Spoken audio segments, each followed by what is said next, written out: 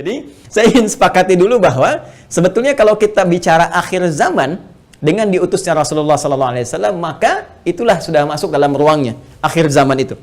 Ya, cuma kita belum katakan berakhirnya zaman, kita baru katakan akhir zaman. Ya, artinya apa?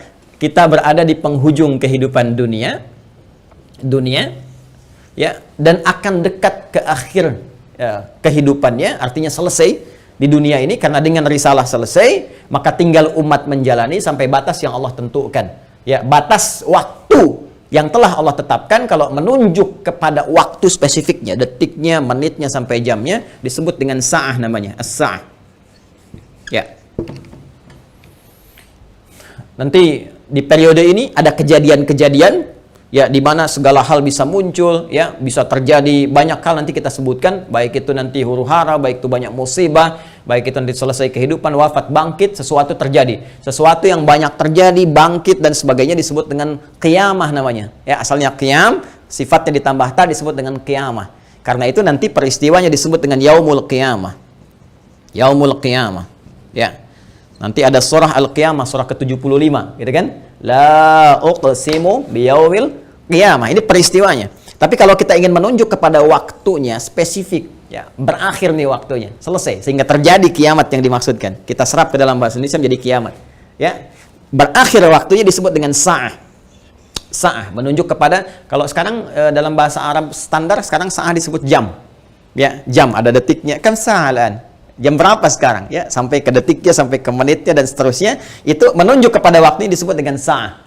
Ya, karena itu teman-teman sekalian, ketika Allah menegaskan kapan terjadi tepatnya terjadi kiamat ini, menunjuk pada waktunya, itu hanya milik Allah Subhanahu wa taala, prerogatifnya. Ya, karena itu di Quran surah ke-31 Luqman, di ayat ke-34, ayat terakhir, hal pertama dari 5 hal yang menjadi hak prerogatif Allah, kalimatnya langsung menggunakan kata sa'ah. Innallaha 'indahu 'ilmus sa'ah. Ini. Kalimatnya menggunakan apa? Sa'ah.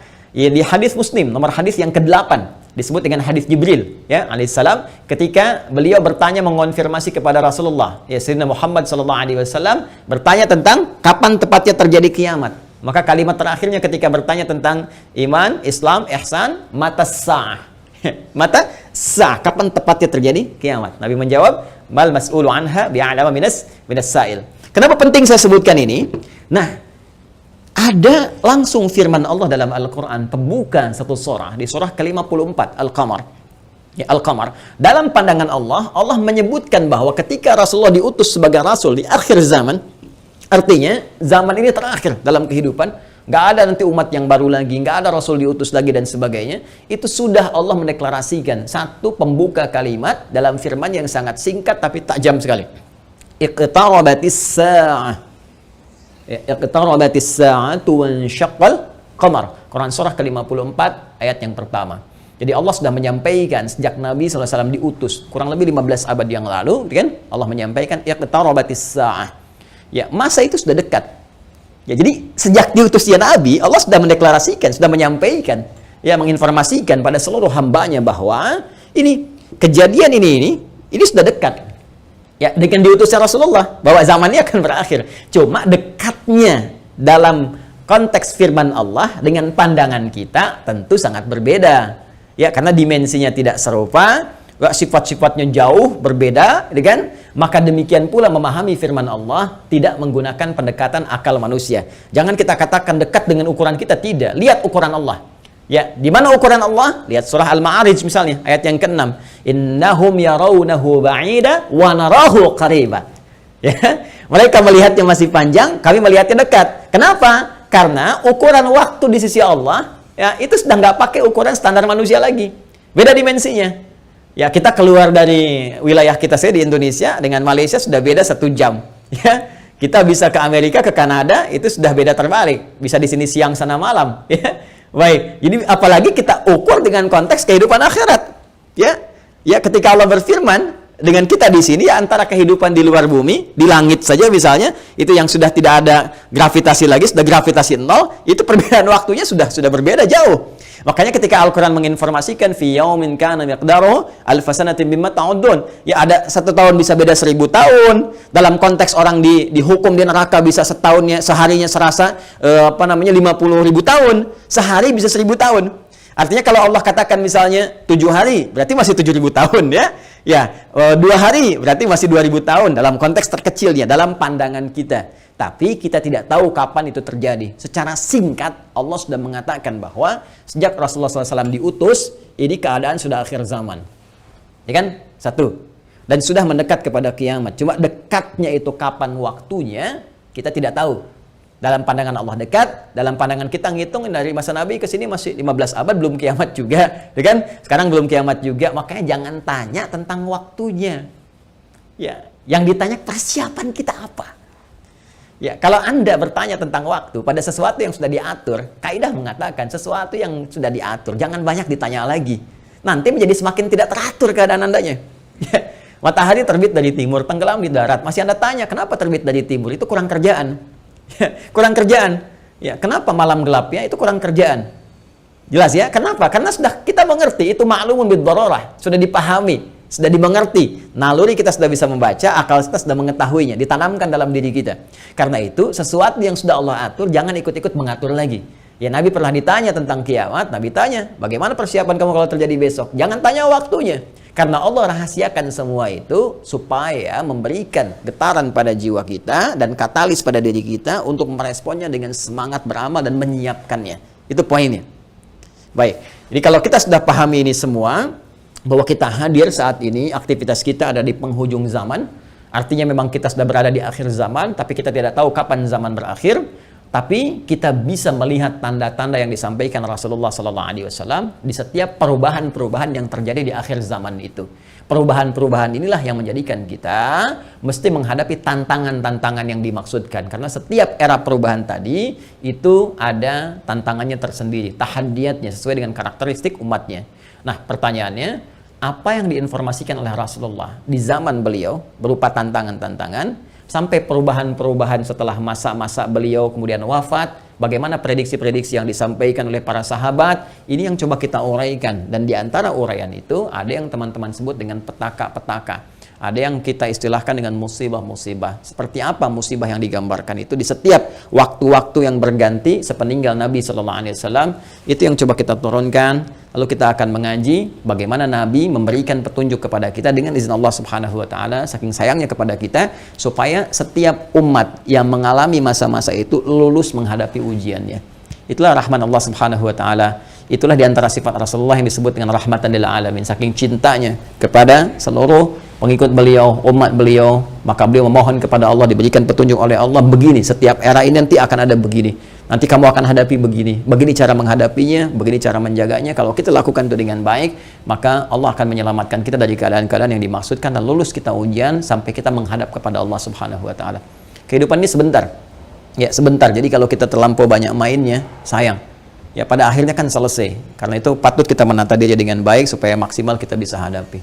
Nah, mari kita turunkan. Kalau sudah paham ini, mohon maaf ya, saya izin hapus dulu. Bismillah. Saya berikan kesimpulan dulu sejenak. Jadi jangan lantas nanti diartikan akhir zaman, kiamat gitu kan, padahal kita juga sedang di akhir zaman sekarang. Dan Rasulullah diutus Rasul akhir zaman. Sekarang kita ustadznya ustadz akhir zaman gitu kan. Dan kalau ada presiden akhir zaman, menteri akhir zaman, lurah akhir zaman, termasuk juga sekolah-sekolah akhir zaman dan sebagainya. Tapi zaman itu sampai berakhir seperti apa tahapan-tahapannya, bagaimana ujiannya, itu yang kita lihat ya.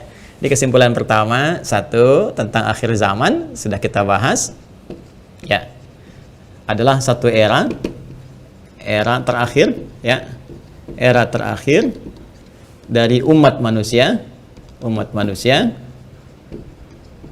yang beraktivitas ya kan di bumi. Ini dia era terakhir dari umat manusia yang beraktivitas di bumi. Jelas ya? Nah, ditandai dengan diutusnya rasul terakhir yaitu Rasulullah Sayyidina Muhammad sallallahu alaihi wasallam, kan? Sallallahu alaihi wasallam. Nah, kemudian karena siap Rasul itu membawa petunjuk, juga diberikan petunjuk berupa hudan terakhir. Nah, itu berupa Al-Quran. Karena Al-Quran pun ketika diturunkan Allah menyebut dengan hudan. Buka Quran surah kedua Al-Baqarah di ayat 185. Syahrul Ramadan alladzi unzila fihi al-Quran hudan linnas. Ya, hudan linnas wa bayyinatin minal huda wal furqan. Baik, sekarang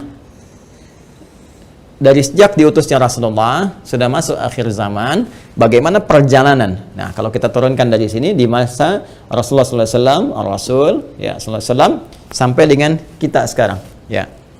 Sampai kita sekarang di masa kini kurang lebih ada sekitar 15 abad. Nah, sekarang kita akan bicara tentang bagaimana Rasulullah SAW menyampaikan tentang berita-berita nubuat itu tentang berita besar yang terjadi dibawa oleh utusan. Ya, orang menyampaikan nubuat disebut dengan nabi, pembawa berita besar. Beritanya disebut dengan naba karena itu ada surah An-Naba. Ya, amma yatasaalun 'anin naba'il 'azim, ya. Nah, ini nanti ada nubuat-nubuat beliau yang disampaikan kepada para sahabatnya, terlacak sampai dengan ke kita tentang peristiwa-peristiwa yang terjadi di masa-masa sampai mendekat kepada waktunya berakhir, as-sa'ah, ya, as-sa'ah. Ya. Ini karena akhir di sini, akhirnya selesai gitu, nggak bisa ditulis lagi. Dan karena kita di sini ya dekat ya, tapi kan nggak tahu masanya kapan. Jadi kurang lebih ginilah, ya, supaya agak ngeles sedikit bahwa papan tulisnya udah nggak cukup. Jadi gini ya, teman-teman sekalian, saya turunkan ke sini. Baik, sekarang saya beri contoh begini misalnya. Ya, ini hadis yang populer saja. Saya langsung ambil dari hadis riwayat Muslim. Hadis riwayat Imam Muslim. Ya, nomor hadis yang ke-8. Nanti ada bab tentang iman, Islam dan ihsan. Ya, dikenal juga dengan hadis Jibril dan banyak dikutip oleh para ulama, termasuk juga Al-Imam An-Nawawi dalam Al-Arba'in. Dari 42 hadis, beliau mengutip ini, teman-teman sekalian, di hadis yang kedua setelah innamal a'malu binniyat, masuk hadis ini. Ya, an Abi Hafs Umar bin Al-Khattab radhiyallahu ta'ala anhu, qala bainama nahnu julusun 'inda Rasulillah sallallahu alaihi wasallam, ittala 'alaina rajulun shadidu bayadith thiyabi, shadidus sawadis sa'ari, la yura 'alaihi atharus safari. Nah, kemudian setelah itu dia datang kepada Nabi sallallahu alaihi wasallam, fajalasa ila Nabi sallallahu alaihi wasallam, fasnada rukbatayhi wa wada'a kaffayhi ala fakhidhihi, faqala ya Muhammadun akhbirni 'anil Islam, dijawab oleh Nabi, akhbirni 'anil iman, dijawab oleh Nabi, akhbirni 'anil ihsan, dijawab oleh Nabi, terakhir kemudian matas sa'ah. Ya, bertanya tentang tanda-tanda as-sa'ah. Kapan ini ya terjadi tepatnya kiamat? Nabi menjawab, mal mas'ulu anha bi'alami minas sa'il. Ya, tidaklah yang ditanya lebih tahu daripada siapa yang bertanya. Ya, tidaklah yang ditanya lebih tahu daripada yang bertanya. Jadi yang ditanya Rasulullah SAW, ini kan Jibril, dekat dengan Allah. Allah Subhanahu Wa Taala berikan wahyu lewat Jibril, sampaikan kepada Rasulullah. Tentunya, ya, malaikat Jibril lebih tahu dibandingkan dengan saya. Ya, ini juga pertanda ada dua hal. Pertama, pertanda ujian yang disampaikan malaikat kepada Nabi Muhammad supaya tidak mengarang sesuatu di luar apa yang Allah wahyukan kepadanya. Dan ini membenarkan risalah Nabi Muhammad SAW.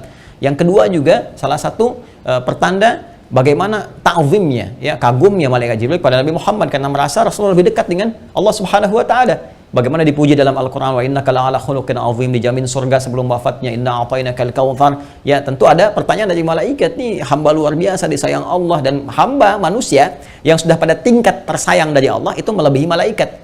Karena itu ketika Adam alaihissalam, ya, diuji oleh Allah, diminta, ditanya ini apa, ya, Al-Baqarah di ayat yang ke-31 itu, wa 'allama Adam al-asma'a kullaha, dan seterusnya sampai ayat 33, maka malaikat kan diminta sujud hormat. Di ayat 34-nya, wa idh qulna lil malaikati isjudu li Adam fasajadu, kan? Maka mereka diminta sujud hormat kepada Adam alaihissalam. Apalagi Nabi Muhammad sallallahu alaihi wasallam dengan segala puncak ketakwaan dan kedekatannya kepada Allah, maka mengkonfirmasi malaikat karena melihat bagaimana kedekatan Rasulullah dengan Allah Subhanahu wa taala. Tapi tetap Nabi dengan tawadhu mengatakan, mal mas'ulu anha bi'alam minas sa'il.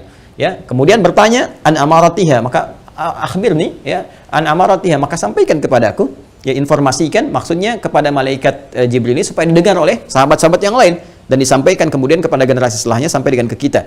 Ya, apa tanda-tandanya? Nah, ini tanda-tanda umum, teman-teman sekalian, yang mencakup kehidupan secara umum, baik itu dialami oleh ahli Quran ataupun bukan ahli Al-Quran. Jadi, ada masa-masa kehidupan dari sejak zaman Rasulullah nanti terus yang akan mendekat kepada as-sa'ah, berakhirnya kehidupan. Apa diantaranya? Ini banyak hadisnya ya. Ini saya baru ambil salah satu, gitu kan? Salah satu. Maka dikatakan misalnya antali dalam rabbataha. Bagaimana seorang pembantu melahirkan tuannya. Ya, di sini para ulama ada yang memahami sesuatu dunia menjadi terbalik.